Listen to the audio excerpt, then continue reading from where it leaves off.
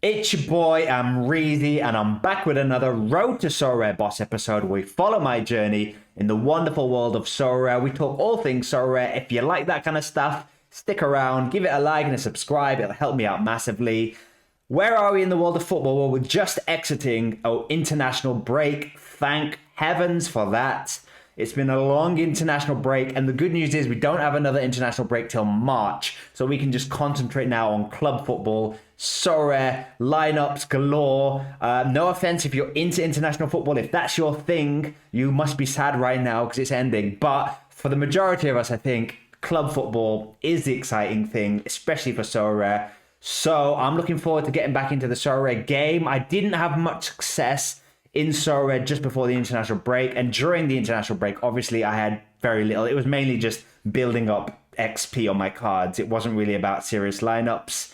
The worst thing that happened to me in the international break, which I'll quickly mention now, is I traded a couple of classic cards for an in-season Bentancur at Spurs. Then 4 days later, he got suspended for 7 games.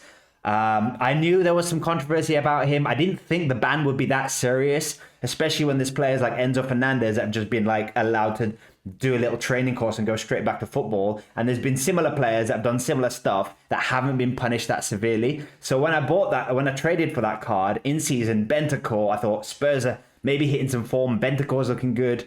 Now he's out for 7 games. So that's hilarious.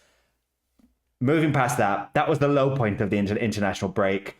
Let's start this video by looking back at how I did in the last week before the international break and a couple of interesting scores from that period of time, which seems like years ago. Let's look at that. Right then, this is how I did in the week before the international break, the weekend that was game week 25.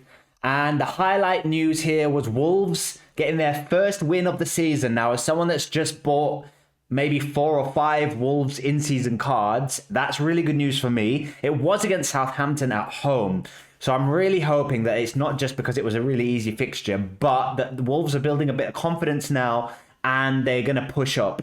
Hopefully. Cunha is just an unreal player. I love watching Cunha. So glad I got his card like 2 weeks ago. Great player, seems to be involved in everything Wolves do going forward. He either assists or he scores. He's the main man for them. It's a great card from him. Larson, a little bit worried about him. He does seem to be like, if he doesn't score, he's not going to give you a great score. But I'm going to have to hope that most weeks he kind of scores or assists. A shame I don't have the Wolves goalkeeper. I do have Johnstone, who's been dropped since his injury. He then hasn't got back in the first team. And Sarr is back in the first team. But Sarr's not playing well.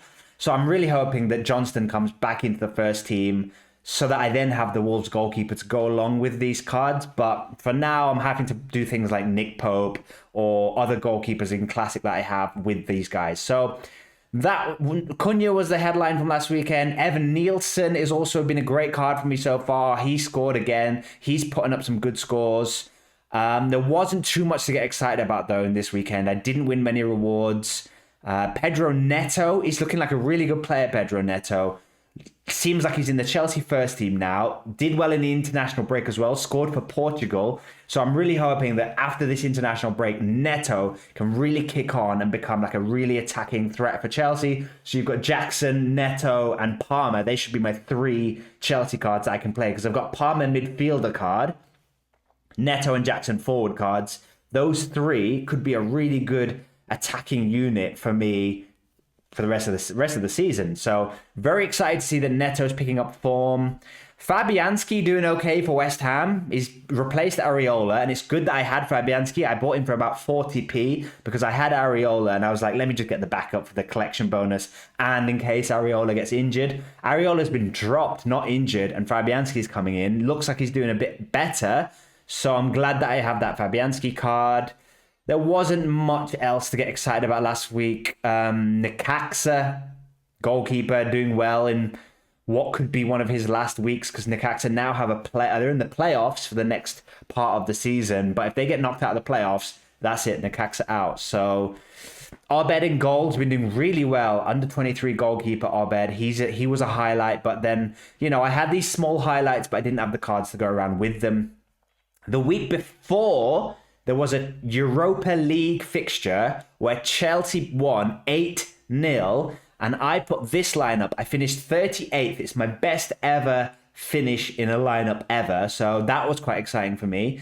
The only shame was Badiashile had a bit of an average game. I watched the game and he just didn't touch the ball. He didn't want to get involved. There were other defenders. Disasi, here you can see him in this lineup. Annoyingly, if I had just put Disasi in this lineup, I would have got maybe a tier 1 or a star card, which would have been amazing. In the end, I got a tier 2 card, which again is still the best prize I've ever got. It was Kang In Lee from PSG.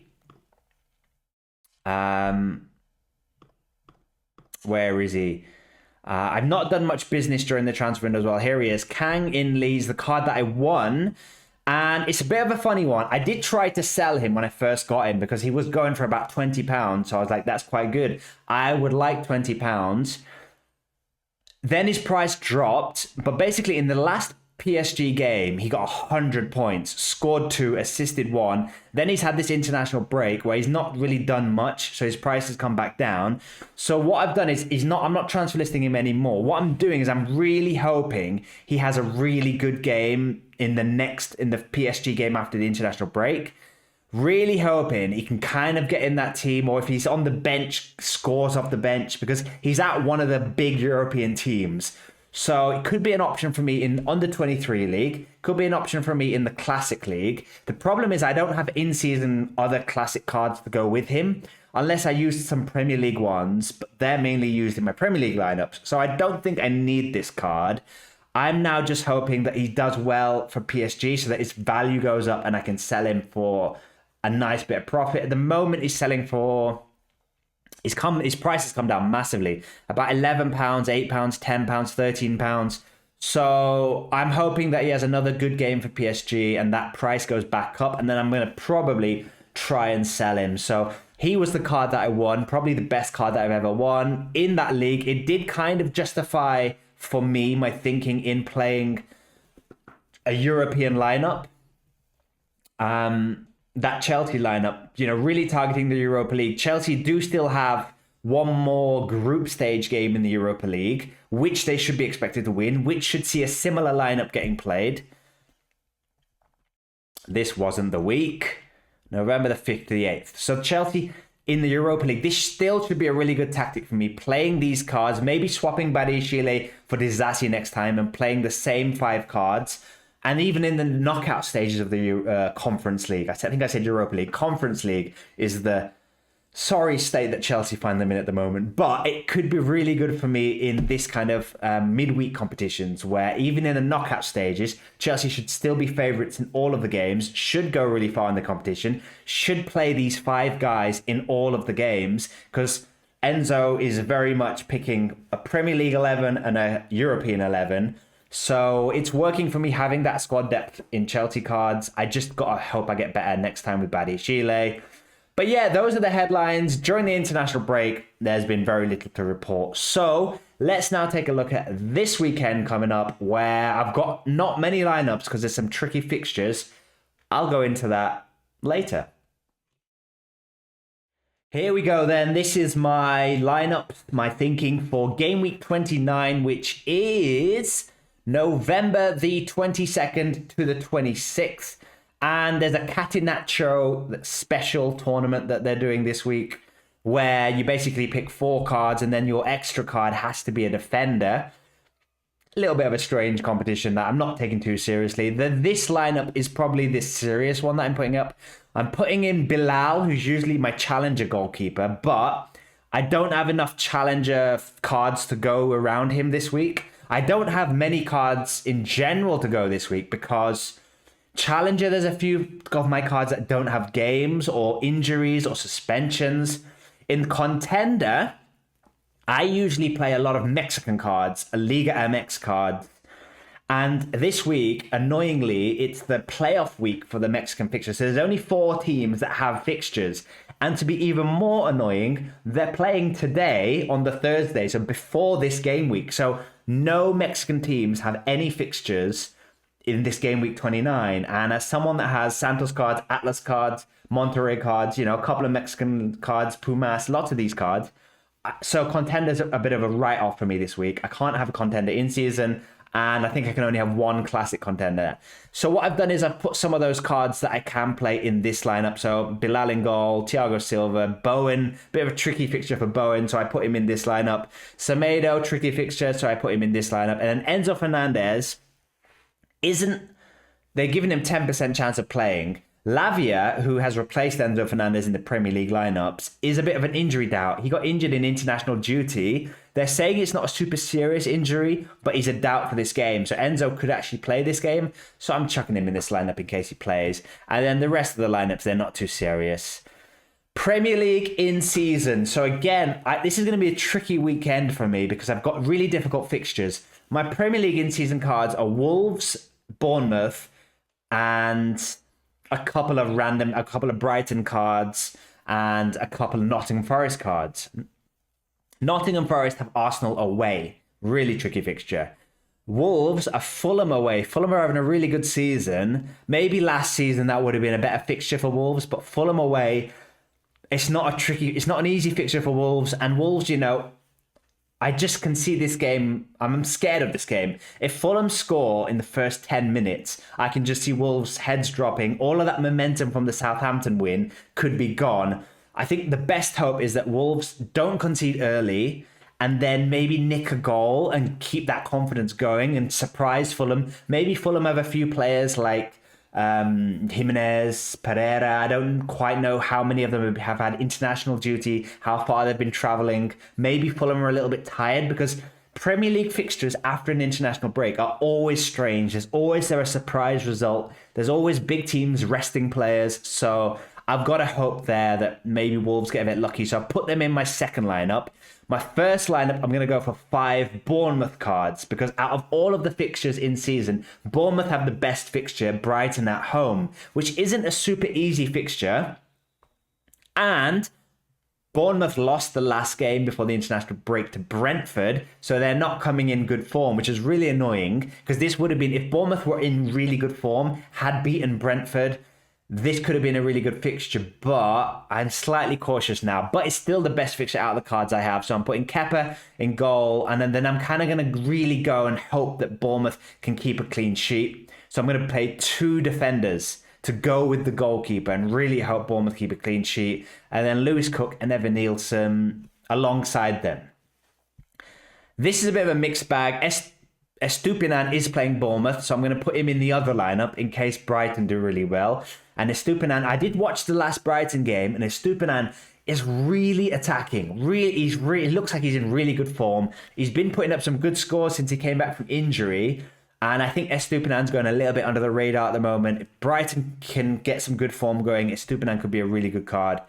Then I'm going to be going for the 2 Wolves strikers. I'm not going to be playing any other Wolves cards. Only one Nottingham Forest card, the goalkeeper, because even if Nottingham Forest don't keep a clean sheet, maybe it's one of those games where Arsenal have loads of shots and only score a few, and the goalkeeper gets a good score still. And then Kovacic, I'm going to be playing because Man City really need a win.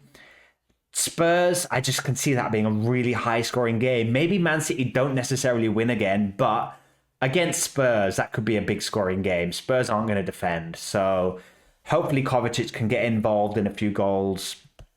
Then I've got my classic Premier League teams where I'm going for those the holy trinity of Chelsea cards that I have. Jackson, Neto, Palmer. And then I'm going to be putting 2 Newcastle defenders with them, the goalkeeper and a defender. Because they've got West Ham at home. Really good fixture for Newcastle. So on paper, Chelsea playing Leicester away, attackers could have a good game. They probably won't keep a clean sheet because Chelsea rarely do, but they do score goals, and Leicester is a good fixture for Chelsea, even though it's away. And then Newcastle at home to West Ham, that's a good fixture for the defence. So on paper, this looks like a really good lineup. So I'm excited about this classic lineup. This one I'm not so excited about because Cucurella they've put as a 25% chance of playing. I think Cucurella should be starting. Chelsea have some defensive worries. Reece James yet again is injured, so Reece James won't be there. So it should be Gusto on the right and Cucurella on the left. Unless Enzo's got any surprises for me, I think Cucurella should be playing. Jimenez, I'm going to captain him. So basically, if Wolves do terrible, Jimenez should reap the rewards of that. So I'll captain him. So this is kind of a insurance policy against the other Wolves cards. So hopefully Jimenez can score if Fulham score. I don't want Jimenez to have a good game here. I want this lineup to do bad, and I want this one to do better. I want these boys to have a cracking day. Although I don't have any Wolves defenders, so it wouldn't be the worst result if these guys score, say, 2, and then Jimenez also scores. I don't have any Wolves defenders, so Jimenez can have a good game, actually. Scrap what I said. Dwight McNeil should be back from injury. Brentford at home, nice fixture for him. Gibbs White, it's a tricky fixture, but I don't have many Premier League midfielders in Classic, so I had to put Gibbs White in there. Arsenal haven't been in the best form. So there is a chance Nottingham Forest cause a little bit of an upset. But I just see Arsenal kind of, Arteta's had the international break to kind of think, motivate himself, motivate the players that went on international duty. I can kind of see Arsenal blowing Nottingham Forest away here. But maybe Forest get 1 goal and Gibbs White's involved. So he's in there. And then Fabianski's here because I have no other Premier League goalkeepers. They're either injured, not in the team anymore, or whatever. So Fabianski is going to have to play Newcastle away. Not looking forward to that fixture at all. So this lineup, I'm worried about. I've put out one of these warm-up lineups. Solanke away at Man City, maybe. That could be a high-scoring game and Solanke's involved. And then I'm going to go with the Liverpool boys who are playing Southampton. So that should be a good game for Liverpool. Champion, very quiet around here. Very quiet around here. No champion lineups this week. It's a very quiet week for me in general. I have injuries, teams with no games, suspensions, so no champion games for me. Apart from a warm-up where I've put Tarkowski, who's got Brentford at home, and then Napoli, I've got a good fixture. Top of the league, Napoli playing struggling Roma, so I've got a couple of Napoli boys here, Haaland, and then PSG also have a good game. Challenger, no Challenger Classic team for the reasons I said earlier, but I do have a warm-up Classic sort of Challenger league. Again, let's see how that goes. Trabs and Spore defenders because they're playing bottom of the table team. Let's see how Trabs and Spore do. I'm going to be keeping an eye on those Turkish scores this week. Contender, we're not doing Contender in season this week because there's no Mexican teams playing, and I think my only forwards are from the Mexican division, so I couldn't have any forward cards. So no Classic. I do have 1 Classic Contender lineup where they've all got good fixtures. Maybe Burgos have a bit of a tricky fixture, but Sanchez is one of those strikers where even when Burgos have tricky fixtures, he kind of sometimes scores. And then these 4 have good fixtures. So let's see. Let's see what happens. And then the last set of lineups I have, another Burgos boy here with my warm-up league for Contender. Rosenborg also have a good fixture, by the way. So if you want to target Rosenborg, if you've got Rosenborg cards, throw them in. Under 23, I'm not feeling super confident about under 23 lineup as well this week, mainly because I've got players like Hudson-Odoi, who's playing Arsenal away, and then Fofana, even though they're giving him a 90% chance of playing on Sorare, I think he may have a slight knock. So maybe Fofana's not going to play, but he should play, and it's Leicester away. So if he does play, him and Madueke could do really well, and these 2 have got good fixtures as well. So let's see what happens. I've not put them in my Division 1 lineup, mainly because I don't think Hudson-Odoi will do well, and Fofana's a doubt. So I've put them in my 3rd division lineup. So let's see what happens there.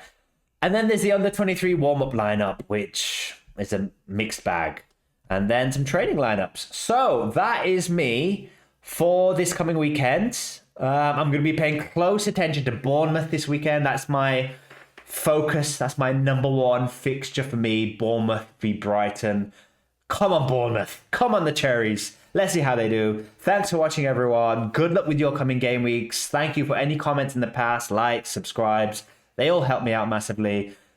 Good luck. I'll see you next week. Peace.